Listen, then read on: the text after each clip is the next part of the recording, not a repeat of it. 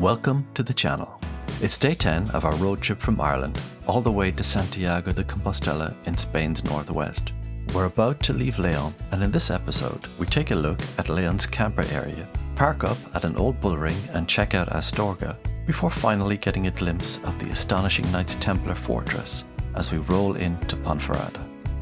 These videos take a lot of work, so please take a second to smash the like button below the video, as that one small action will help this little channel grow and reach others who also have an interest in motorhome travel, just like you. With that out of the way, let's get cracking.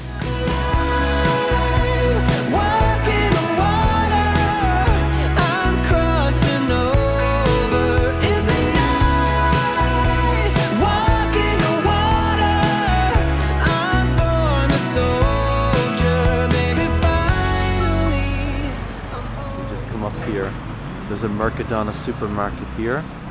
You've got a shopping center there, which is very convenient, right across the street from the air. I mean, what more could you ask for? And the air is completely free of charge. You just drive down here, you'll turn in here, and then you immediately turn right.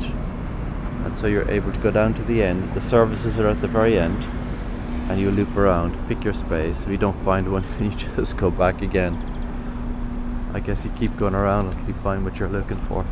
Parking space for camper vans is exclusively on this side here, where you see they're all facing out with their backs to the trees. Now, so this here is the correct place to park. Let's actually just walk down, and so the services are down here. It's overlooking a nice recreation area here.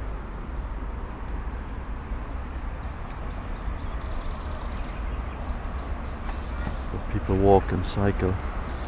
So these sections here are really just for cars. This guy here, lovely motorhome, you can see he's just taken up 4 spaces.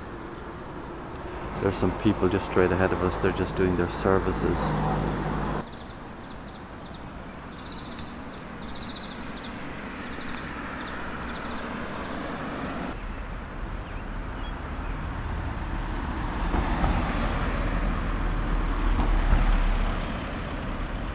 This aircraft reminded me of the World War II era Avenger. When I was a young boy, I loved reading stories about the Bermuda Triangle and the mysterious disappearance of Flight 19 and its 5 Avengers in December 1945. Who flies crates like these anymore? No one! These planes were reported missing in 1945. This particular plane is in fact the T-6 Texan, and most American World War II Allied pilots learned to fly on this aircraft. During the Second World War, a young pilot named Charles Yeager was assigned to a Texan for his advanced training. Yeager would later go on to break the sound barrier in the Bell X-1. In Yeager's own words, the Texan was the best place to learn to fly it, and if you could fly a Texan, you could fly anything. How the hell did it get here? But could he drive a motorhome? That's what I want to know.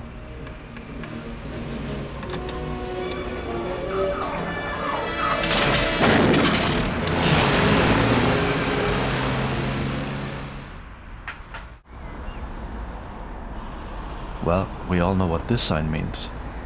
It means we have to get our skates on and get to Santiago.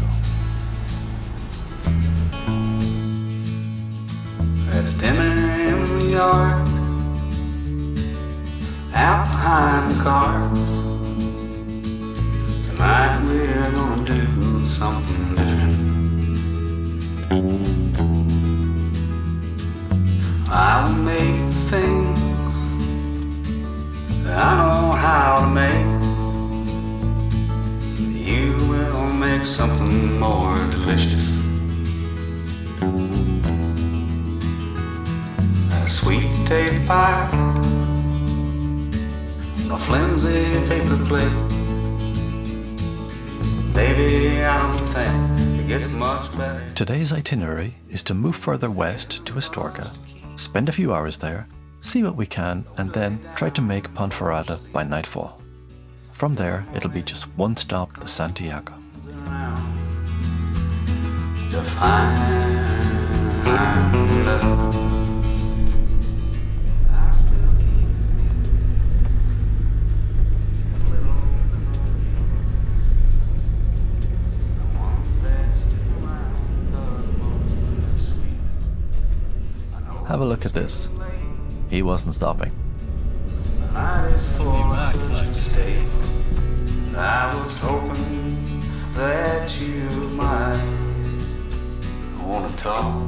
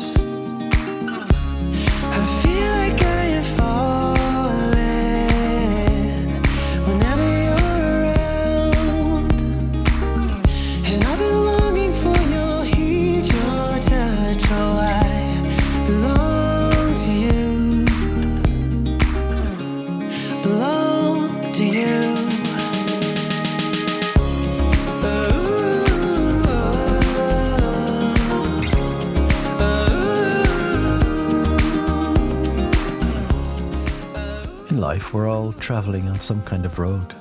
Sometimes we find ourselves on an expressway and everything is going smoothly, just the way we like it. On other occasions, however, we find ourselves on a road full of potholes, obstacles and breakdowns, and the going is slow. I remember years ago picking up Scott Peck's book, The Road Less Travelled, and reading the first few lines on page 1. He writes that the greatest truth is that life is difficult, and that once we truly accept and understand that, then life is no longer difficult because it no longer matters. I think his point is that in life we're continually trying to avoid problems because we see their existence as being abnormal. And this act of continual avoidance invites a lot of stress into our life. But when we shift away from this mindset and accept problems as being completely normal, then life becomes easier because facing and overcoming a problem head-on can often be a springboard to something else that's waiting for us just down the road. And when we get to Santiago de Compostela, it's all over for you, my little friend. You're a goner. The end of the Camino is the end of my addiction. Spoken like a true addict. In the movie, The Way, the 4 companions journey along the Camino with purely the destination in mind. However, something happened to them along the way. They changed. All of us at times want to get off or change a road that we're on, especially if it's uncomfortable. But often the purpose of such a road is to change us.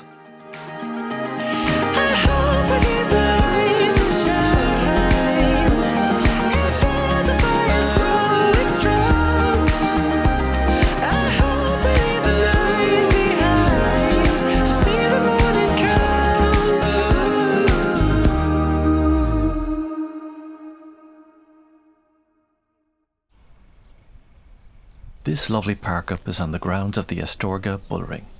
The Plaza del Torres is the oldest in the Spanish Northwest, first built in 1872. It was inaugurated in 1900 with 2 magnificent bullfights, when fans packed the arena to see 2 of the greatest bullfighters of the day.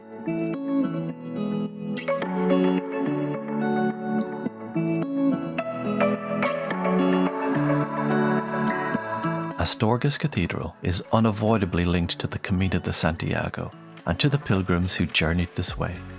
If you look carefully, you might notice the different wall colours. This is because the materials were brought from different quarries during the 3rd century construction.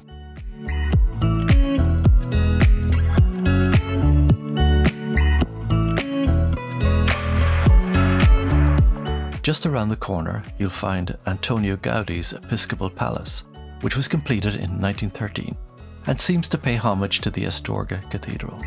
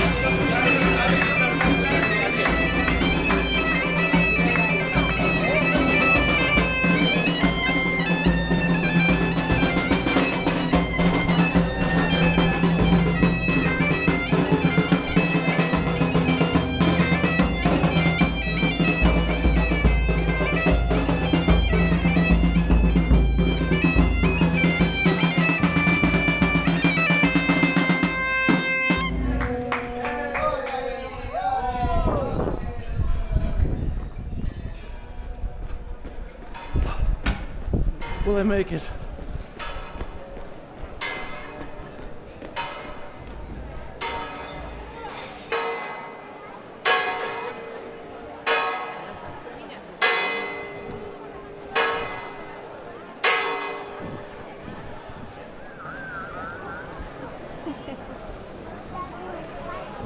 Wow, 900 grams.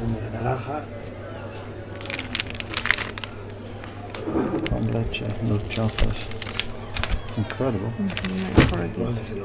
One thing to know about Astorga is that it is famous for its chocolate. Almonds. Con leche. Almendras. No, es que ahí también veía limón y cogí este aquí. ¿Por qué lo leíste? No sé, claro. No sé cómo. Mira, así. Astorga, Ciudad del Chocolate, City of Chocolate. The size of these chocolates are just insane. I'd go through that in one night. What is the weight of that? 400 grams. That's like half a kilo almost. That'd be my 3 months of training undone in one night. Many who travel the Camino see it as a personal spiritual journey. However, this expression is often applied in a vague and nebulous manner detached from any specific meaning. The word spiritual actually originates in the New Testament, coming from the Greek adjective, pneumatikos. In this context, it has a narrow definition, as it applies only to Christians. In Paul's New Testament writings, only those who have the Spirit of God can be spiritual. All others are referred to as the natural man, the one without the Spirit. Nevertheless, this hasn't stopped others from appropriating this term. While the Camino itself is traditionally Christian, you'll see many stores along the way crammed with New Age trinkets and occultic symbolism catering for these alternative beliefs.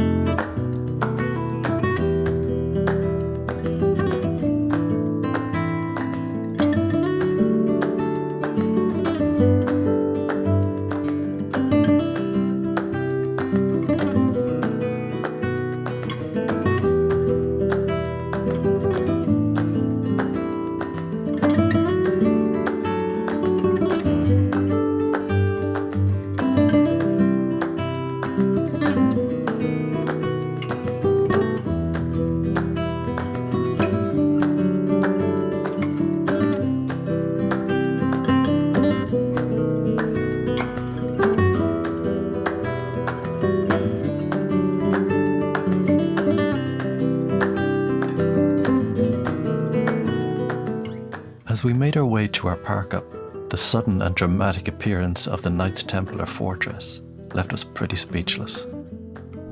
Oh my goodness.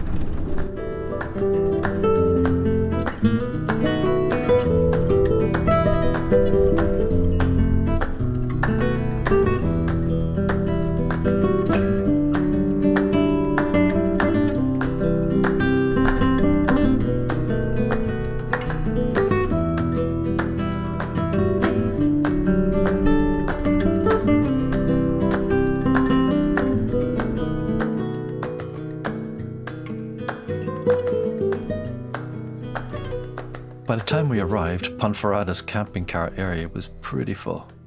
However, these lovely British camper vanners made space for us, and we were able to tuck nicely into the corner. And that was us sorted. If there's a fire